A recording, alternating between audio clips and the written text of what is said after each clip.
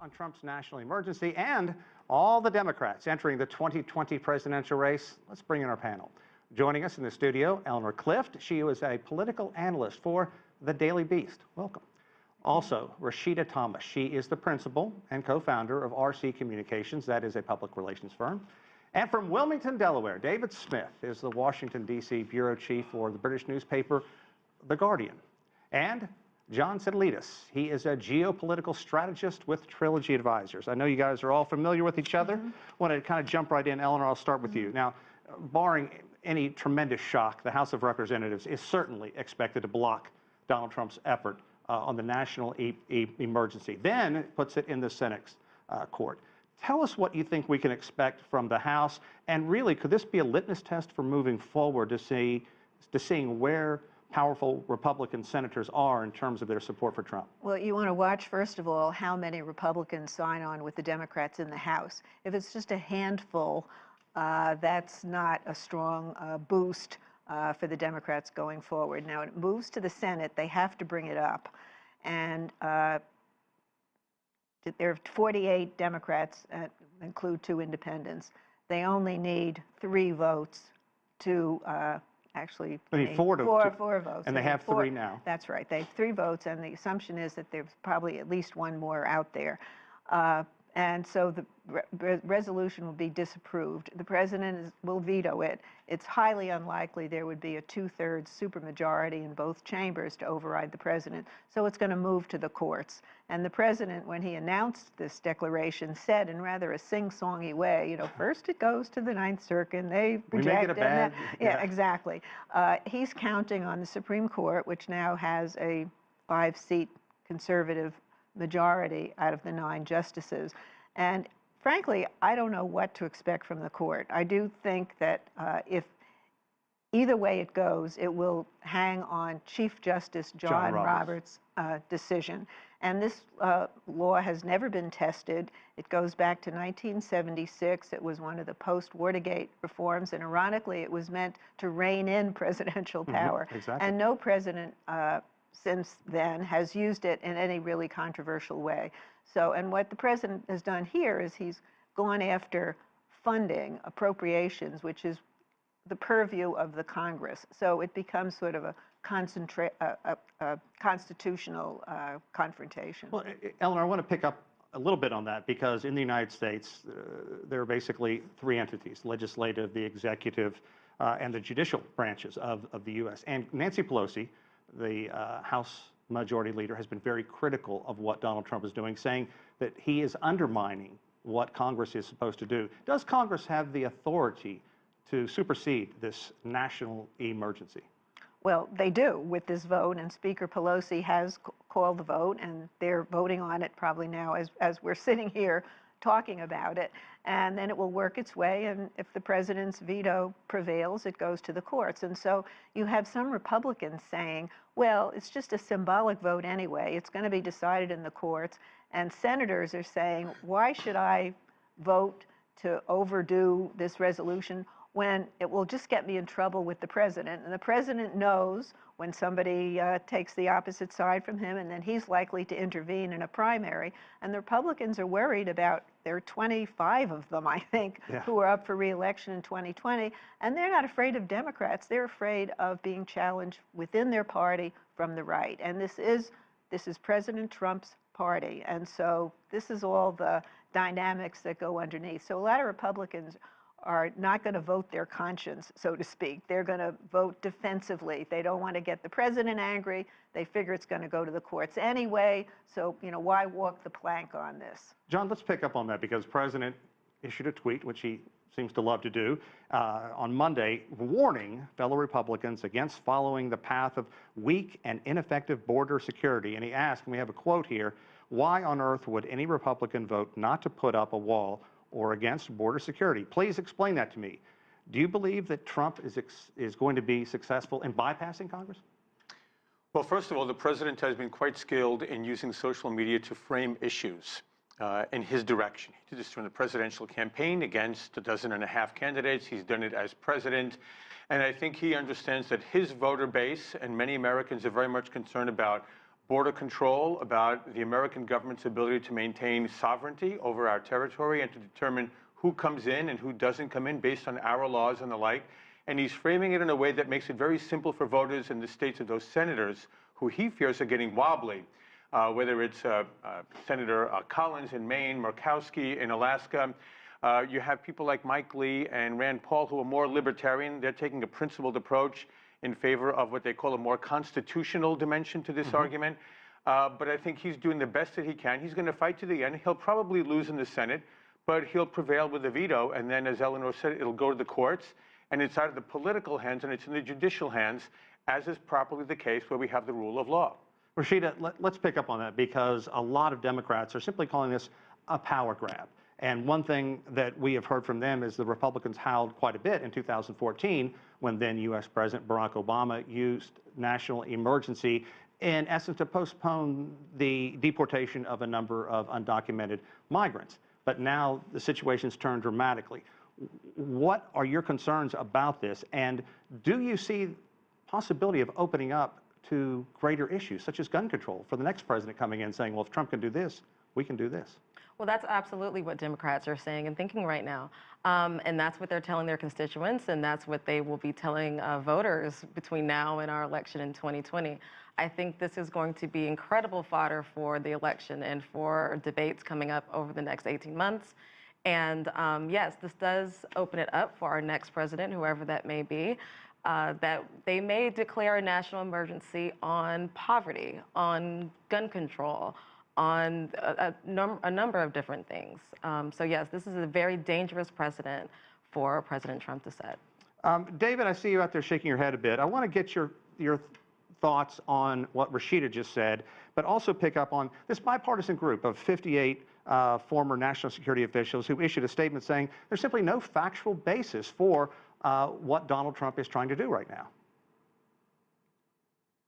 Indeed, and in the House debate today, some Democrats have been making that point again, that apprehensions at the border are significantly down on what they were 20 or so years ago.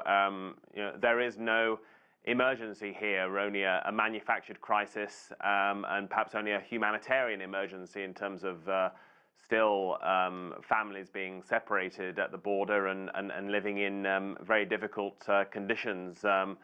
Just to go back to some of the discussion, I think it really is extraordinary to see Republican senators in particular who, during the recent months, said that they were opposed to the president declaring a national emergency, and now it comes to the crunch. They're falling into line, and apparently the Republican leadership is working very hard to get those votes. It does appear once again to be a surrender of political and moral and in this instance constitutional principle, just once again for political expediency and showing loyalty to Donald Trump. Nancy Pelosi today, the Democratic House Speaker, said in a speech, you know, our founders had great vision. They did not want a king.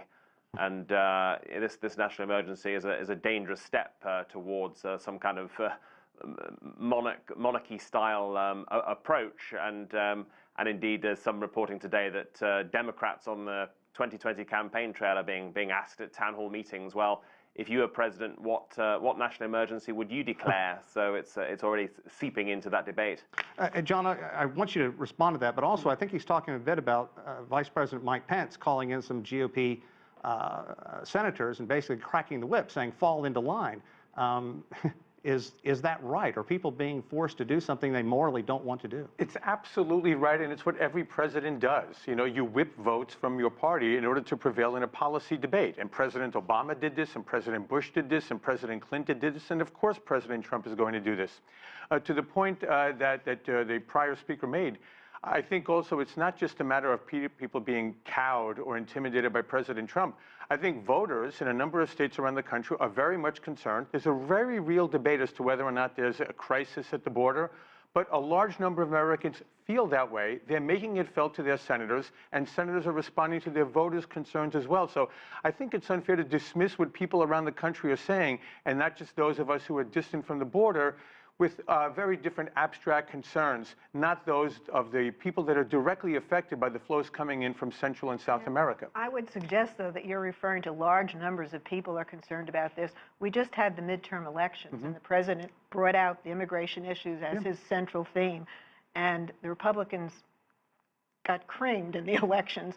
So I think there are some people who are concerned. They often are people who have the least interaction with immigrants, and they're made to fear this abstract invader. Eleanor, So, Rasheedah, I have to get you to pump the brakes for just a second. Sure. Hold this thought. We're going to pick up on where do we go in 2020, the presidential race. More of our conversation on that is going to be coming up right after this, so stay with us, everyone.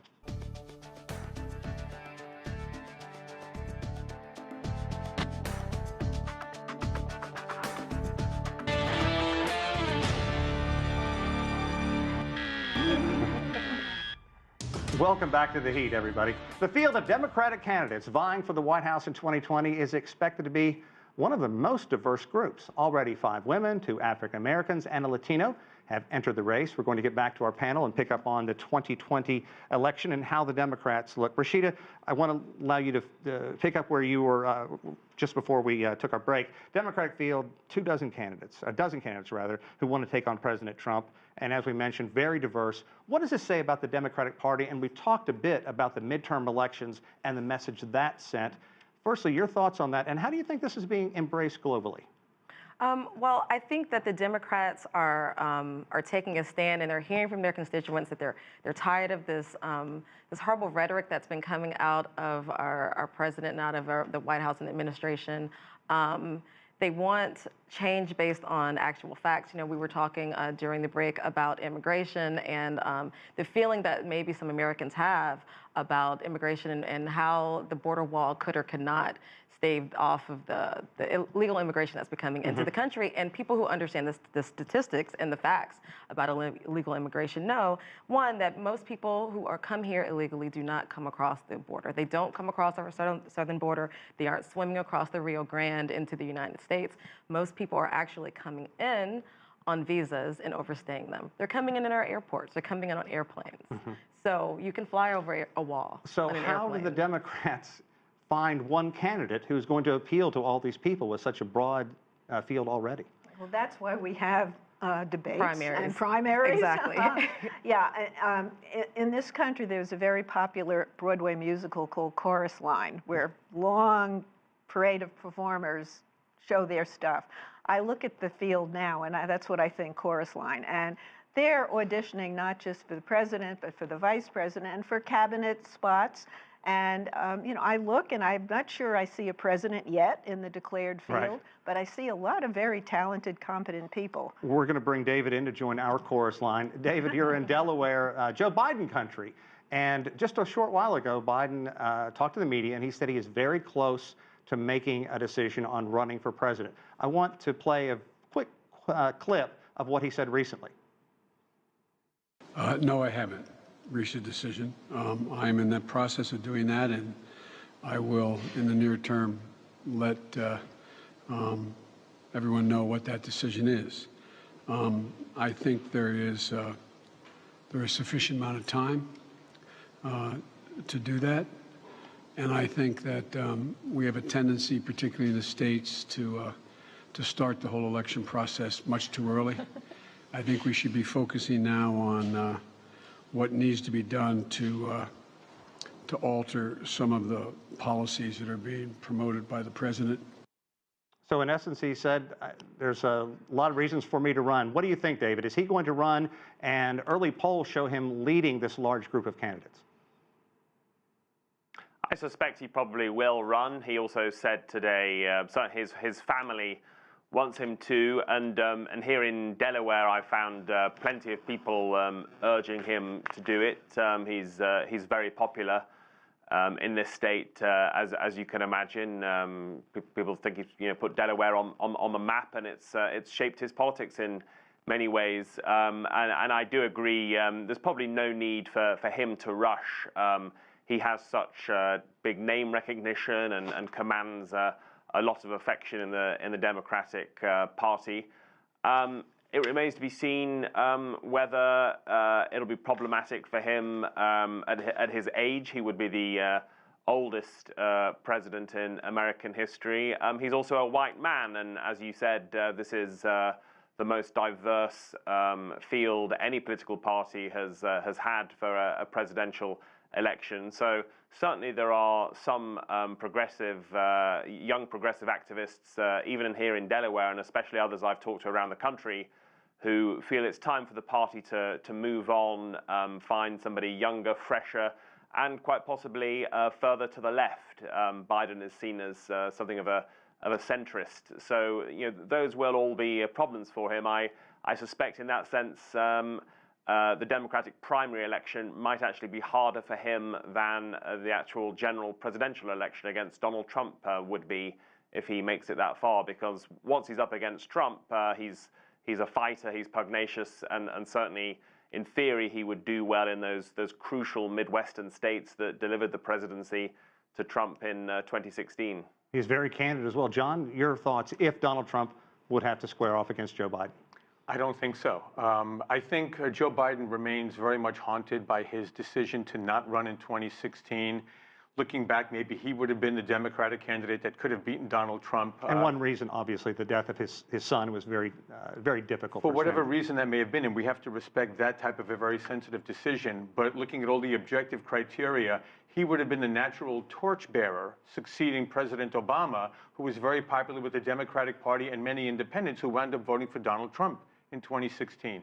But my concern for Joe Biden, who's failed on multiple occasions over decades to succeed running for the presidency, is if he doesn't have Obama's support in 2020, if President Obama sits this out, I think it's going to be tough for Biden to be that torchbearer, and he doesn't really have any base of his own to speak of around the country or inside the Democratic Party that's become increasingly in a leftward direction in recent years. So if he doesn't have President Obama's imprimatur, I think it's going to be very, very challenging for him to get anywhere.